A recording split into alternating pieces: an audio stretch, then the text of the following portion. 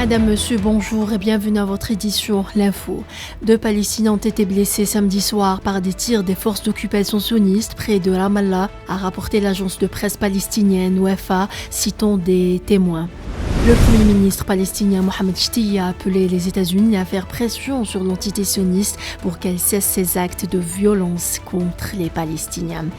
Le comité de l'Assemblée générale des Nations unies a condamné l'agression sioniste à Naplouse, en Cisjordanie occupée, lors de laquelle 11 Palestiniens sont tombés en martyrs. Le comité a appelé à une action urgente du Conseil de sécurité et de la communauté internationale pour la protection du peuple palestinien. S'exprimant à l'occasion des travaux de la 34e conférence de l'Union interparlementaire arabe, le président de l'Assemblée populaire nationale Brahim Bourali a appelé hier depuis Bagdad à axer les efforts sur les objectifs stratégiques imposés par les aspirations des peuples arabes.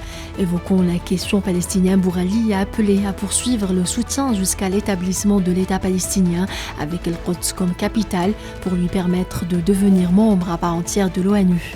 Rappelons que les résultats du dernier sommet arabe tenu à Alger étaient à même de réaliser cet objectif.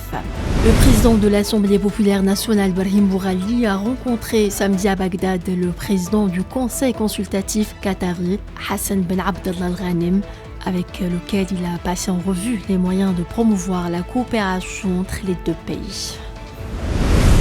Les unités de l'armée populaire de libération sahraoui ont mené hier de nouvelles attaques contre les retranchements des forces d'occupation marocaines dans le secteur de Mahbès, a indiqué un communiqué du ministère sahraoui de la Défense.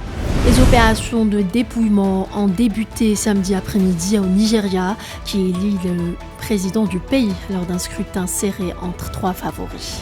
On passe au sport football. L'AGS Kabylie, l'un des 2 représentants algériens en Ligue des champions d'Afrique de football, s'est incliné devant l'AS Vita Club de la République démocratique du Congo sur le score d'1-0 en match disputé samedi à Brazzaville, comptant pour la 3e journée de la phase de poule.